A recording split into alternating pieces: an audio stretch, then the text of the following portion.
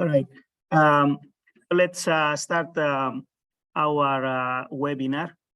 Before that, I just want to mention that this is the last day of this 1 week summer school, for where we were all trained as to how we can collect data, process it, and come up with sample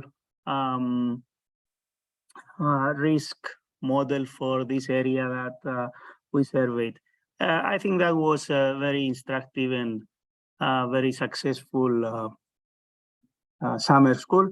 And this last part of the whole summer school is a presentation from the students who are going to present part of the work they have done, including some work about the study, the survey, and hopefully we are going to see some of the results.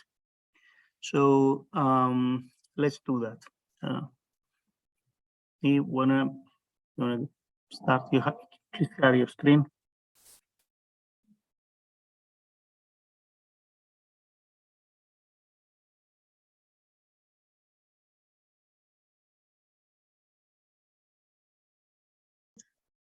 Hello, my name is Nikki.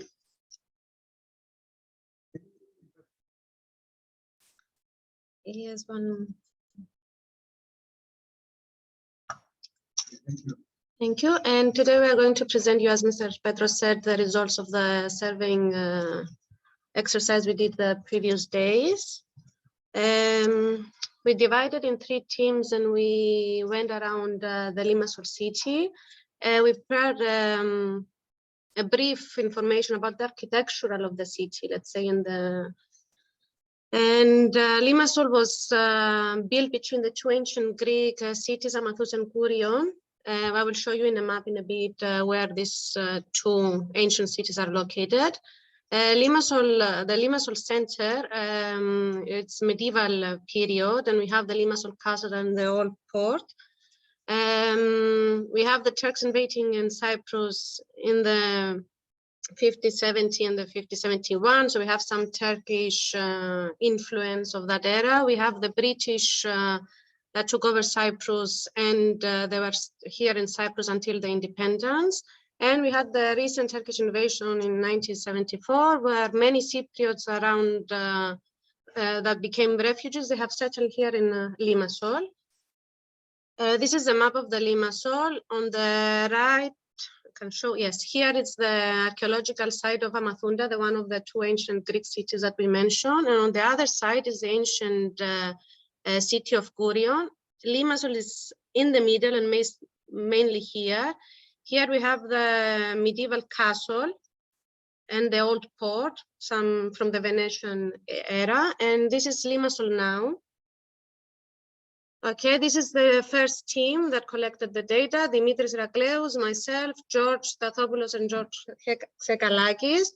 Our research area was focused near the Jetit Mosque, which is one of the most distinctive Turkish Cypriot districts of Limassol. It was even before the invasion a Turkish area, let's say.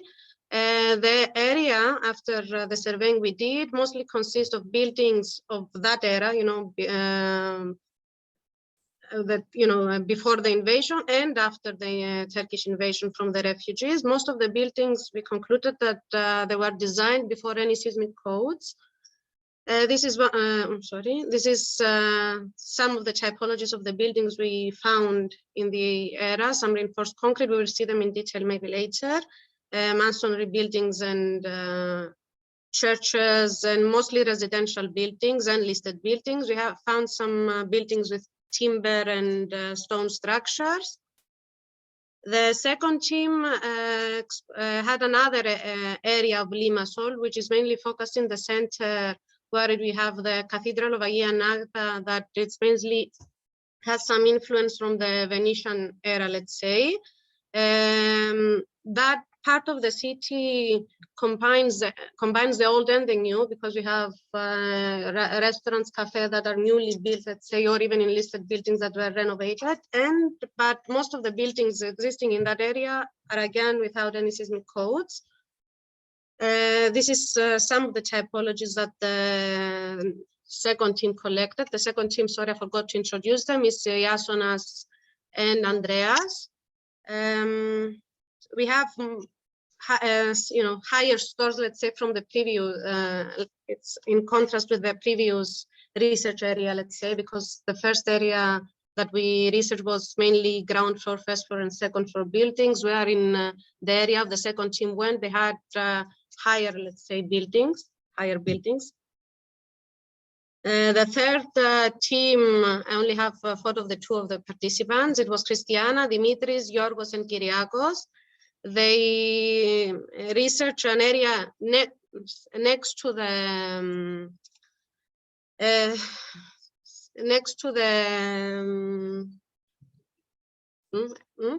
Anexartisia Street, which is next to the old town, let's say. This is mainly an area with modern buildings, but also small shops are also renovated, and this type of buildings, mostly, in the 70s, let's say, again, without any seismic codes. And we put all this information inside the SAFE method that the Italian team provided after we filled those forms yesterday. And we came to the conclusion of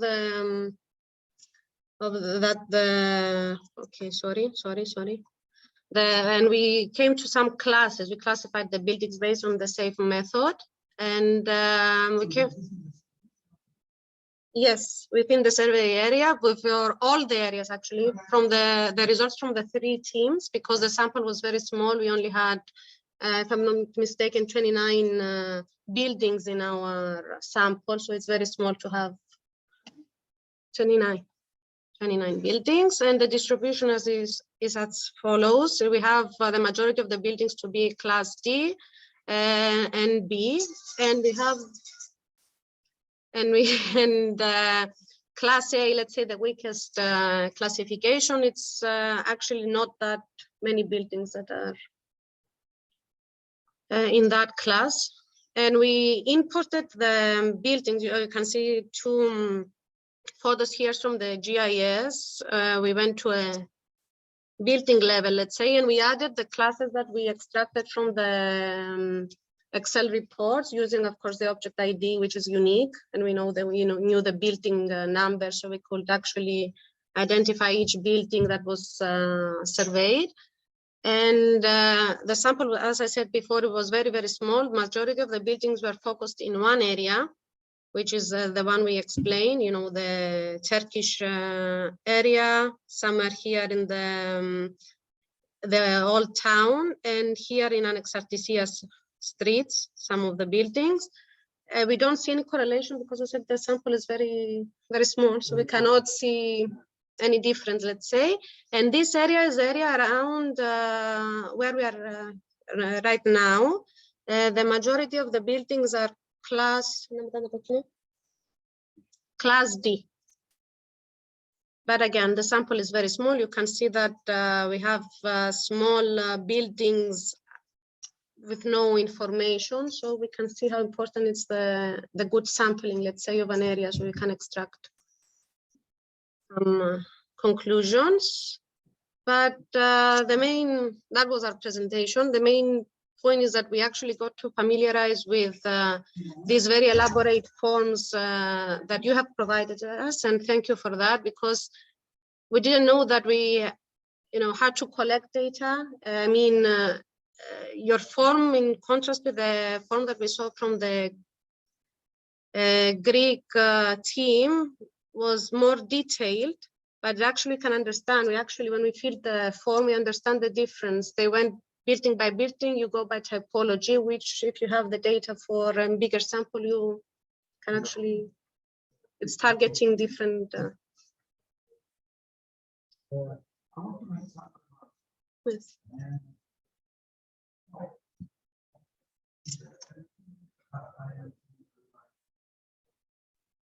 sorry, I want to make some remarks and some question.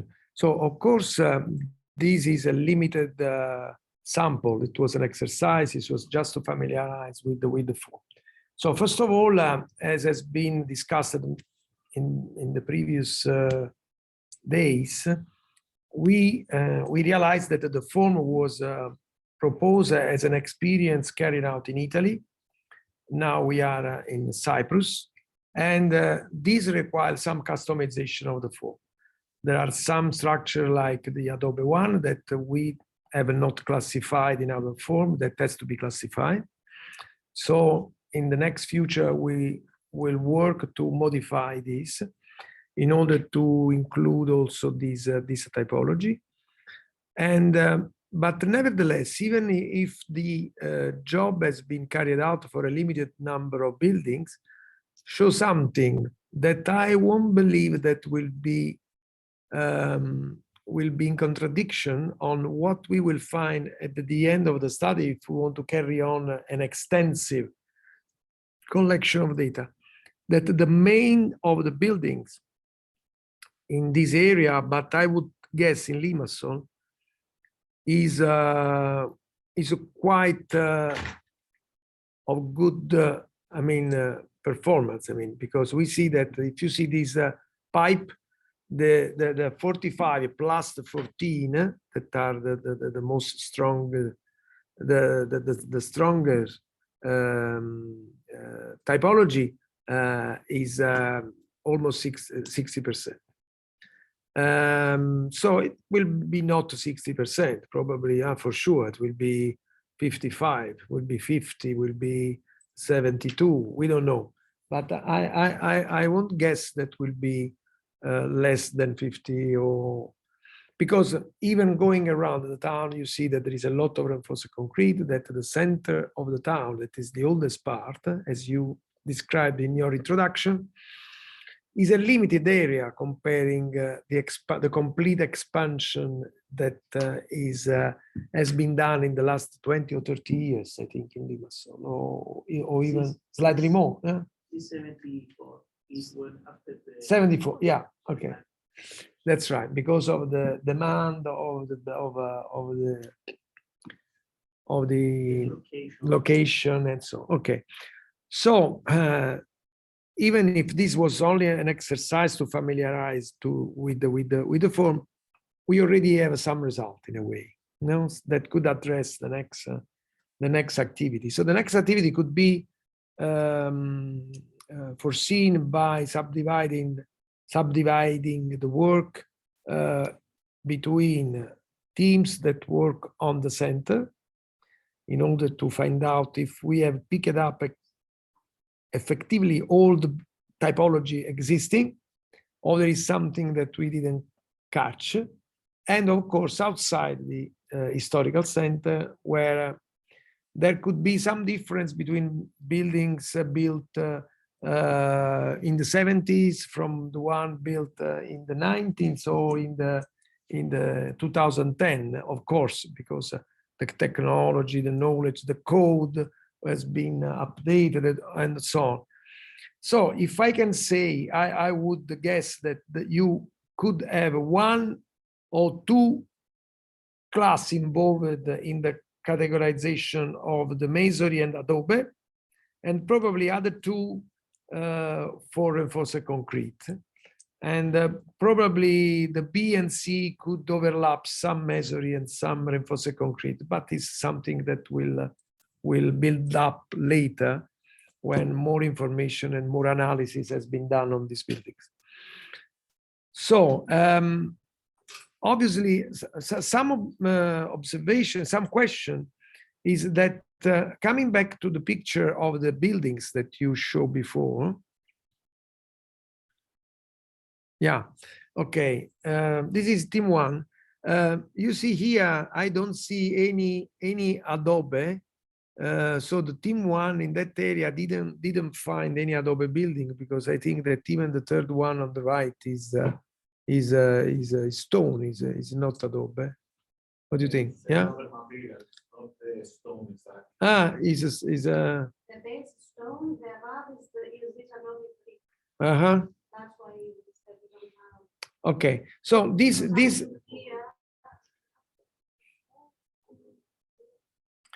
make me think that since this peculiarity of the material used to build the masonry building, some study and some introduction on the characteristic, mechanical characteristic, and the technical characteristic, so the detail, how our tissue, how are built this building, which are the mechanical characteristics of this stone, has to be done in order to be more confident on what we are doing. Okay, this is the first things that I want to say.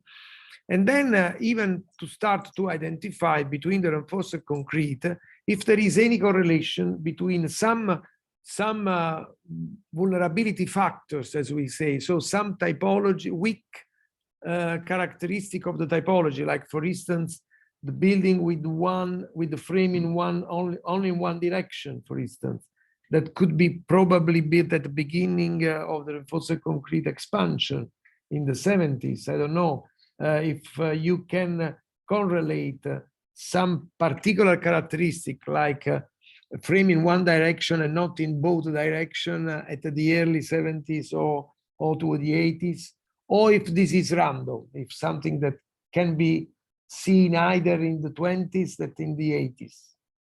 The 1D frames, we don't have much. Mostly could be in two directions. Mostly in two directions. Okay. So we are not going to find. Okay. If we find it, it's going to. Okay, but some attention could be paid to see if we can identify some particular weakness, some particularly weak, like for instance, the slab that are wool. You see one wool slab of reinforced concrete without a brick inside to make it lighter. For instance, this was a characteristic typical of reinforced concrete in Turkish. When we went to Izmit, we saw a lot of this building that had, you see, the slab of the floor were full without any kind of bricks inside in order to make it lighter. So they had enormous mass in maybe more than 90%, like something inside the slab is very few, and so today it's all plain, solid. This is an enormous weak point of the reinforced concrete, because obviously this slab is very heavy and transformed under the inertia of the shaking, I mean, of the acceleration, very important horizontal forces. Okay, so for instance, this is another point that I want to remark. Okay, and then another one is the number of floors. You see that there are a lot of buildings of a couple of floor or stories, but there are many other of 5 and some very high, top 12, 10, and seen around.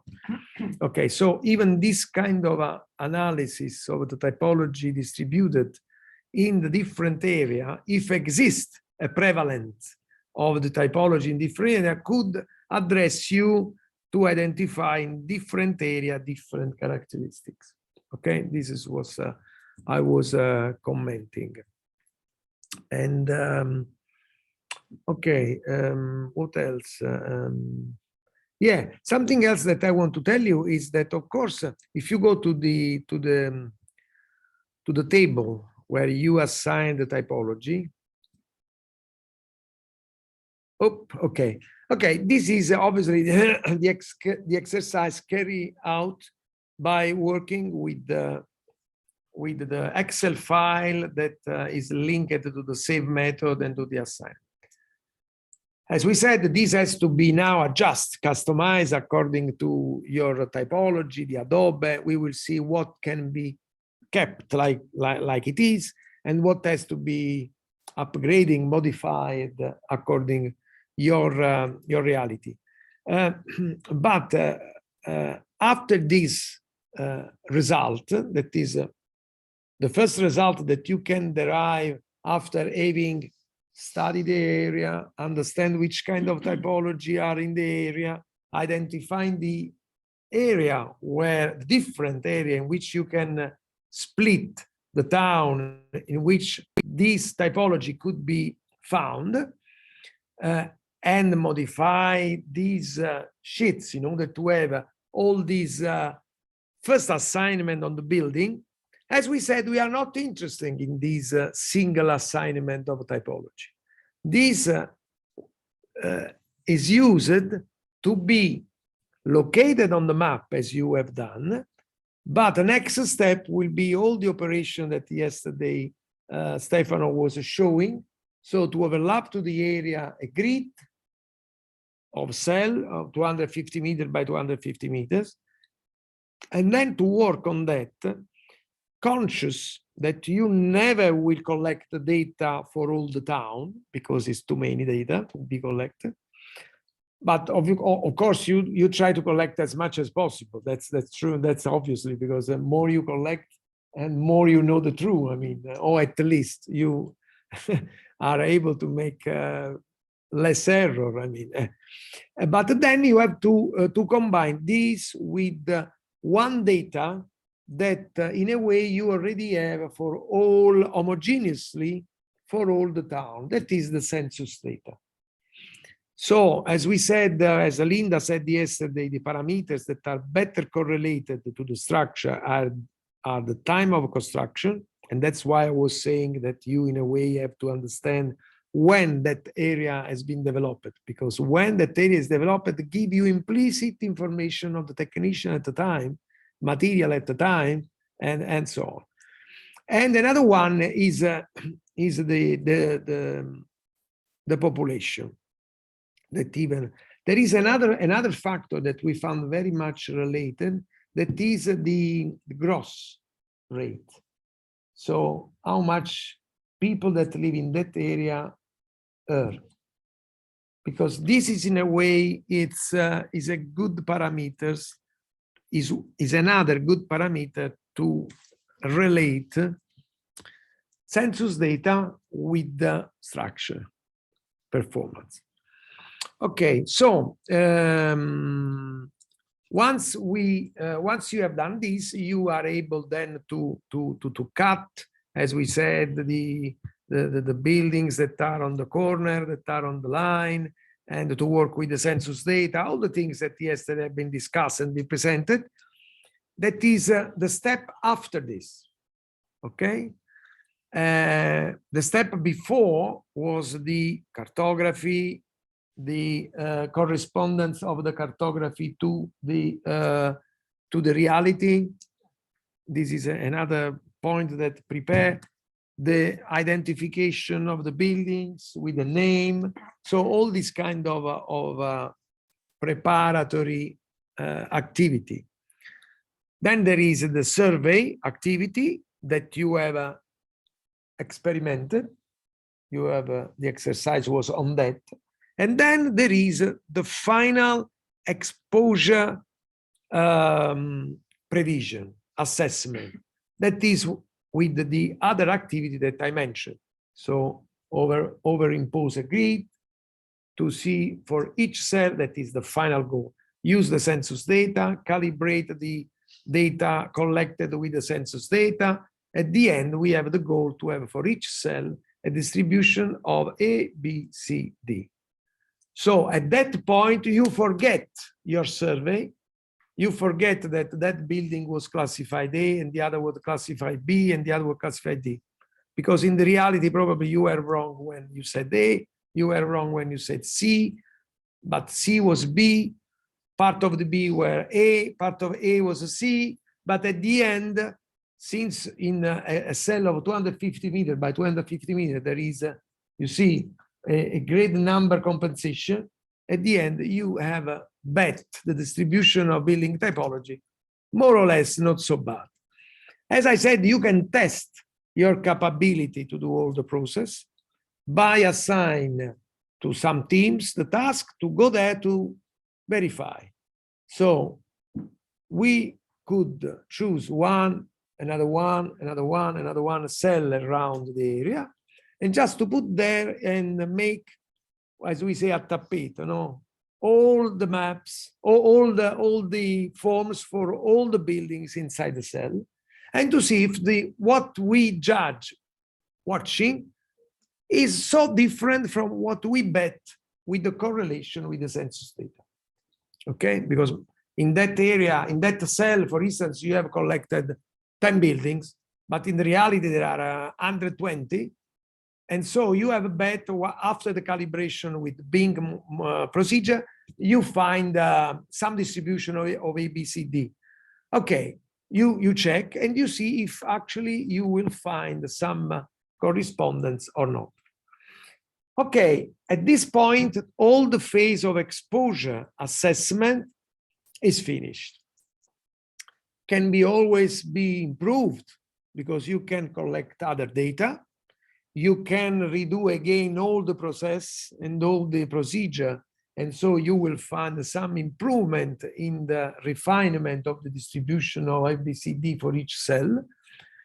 But what is missing now up to the final goal of the seismic risk assessment is to attach to each building typology A, B, C, D that we call vulnerability class. We discussed about that, and Petros suggests to spend a few words on that in order not to make a misunderstanding. Vulnerability class basically is a distribution of typology that has a different response under the earthquake. That's it. But the final step is to combine, to associate at each vulnerability class or building typology class, as you want, as you wish, a vulnerability curve or fragility curve. That is a function that gives you the prevision of the collapse, heavy damage, light damage, and so on. And this is a curve, as we have seen many times in the presentation of Pitilakis, of Daniela, of Linda, that gives you for each damage class the probability that the buildings of that categories could have that distribution of damage for an earthquake of such and such intensity. This gives you another important information that you have to keep in mind, that first of all, as we said, this is a probabilistic analysis, nothing sure. It's a probable result with some limit of confidence. But something that is peculiar that you have to think about, that this curve of fragility actually implicitly say that if we are speaking about building A, that are the weakest one, you could say implicitly that will be all damage, all collapse, because and this is not true, because not all the weakest building collapse, and not all the building strongest of class D remain standing. You see, that means that in the probability, in any case, you consider and you accept that there are part of the building that you consider the weakest one that to remain undamaged, and part of the building that you consider very strong that will be damaged. Of course, these are two lines that find a sort of if you want to make a draft of the curve of vulnerability, have a different trace. I mean, of course, have a different trace. So the percentage of damage, of building damage in class A is much greater than in class D. Nevertheless, there are even some undamaged in class A and some heavy damage in class D. Okay, and at the end you achieve as a final result the number or the percentage, but it's easy once you to change from one to another, of buildings collapse, heavy damage, or damage, and on the other hand, you can building from the, and this is the first basic result, because once you have the physical damage of the element at risk, all the other value, all the other analyses are derived. You can then derive the economic impact, the direct economic impact, that means the physical damage, how much it costs to repair or to rebuild, and the indirect economic damage, that is because this physical damage, there is a change of productivity of the area. Means that, for instance, in that area, if this building was office and there was some activity that could produce a part of the economy, for some time, this activity is stopped and some function is stopped. And if you speak about office, about banks, about whatever, okay, station or railway station, airport or whatever, some function is stopped. And so you can derive from this physic, from this physic damage, you could derive direct and indirect economic impact. So as you can derive the population impact, because of course you can have with a casualties model, you can have that is derived by the damage to the building, you can derive number of dead, of injuries, of homeless. Okay? And someone study and is able to derive social and the social disturbances and other kind of impact, not so evident, but that in any case occur. So I want to, with this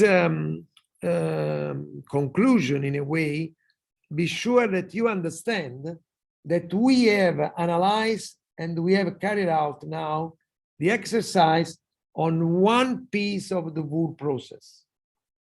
The first process, what Stefano did in Naples to prepare this exercise, that was the cartography, the check between cartography and the reality using Google Earth, okay? The organization of an ID for each buildings, the creation of a GIS, that is il contenitore, say, is the box where you will go to do all the analysis, okay? Is the environment where you see the buildings, you see the exposure distribution, you see the damage of the building expected, you will see the casualties, you will see the economic impact, you will see whatever you like is within this environment, okay? This tank, that is the GIS. Because our analysis are territorial analysis, so we can do anything without GIS. We can say some total figures in total, but civil protection, you see, say this is useless for civil protection. So, because they want to know where this happens, because they have organized their activity knowing where there are the injuries, where there are the collapse, where, and so on. Okay, so, and then after the step, the segment that we have studied during this exercise, as I said before, there are all the steps that Linda and Stefano described yesterday. That is the combination with the census data, is the cut of the information according to the grid that we overimpose to the territory, and then finally the distribution of the building typology for each cell.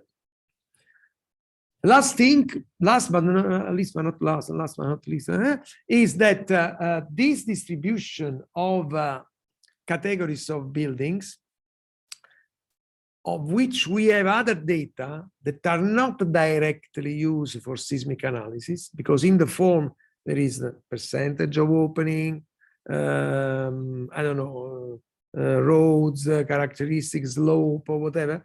Some other information that are connected to the cell could be useful for other kind of risk.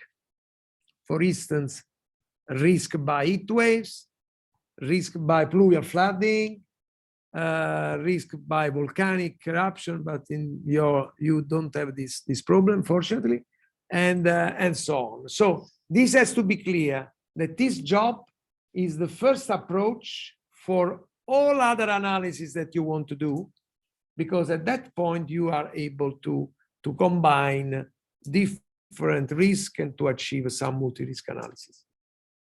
Okay, I think that that's all. I don't know if Petros want to add something.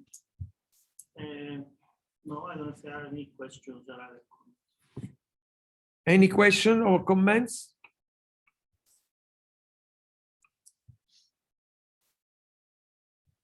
Okay, Tu vuoi dire well, qualcosa? let's stop this. Thank you very much, Niki. Daniele, tu vuoi dire qualcosa? No. Ok.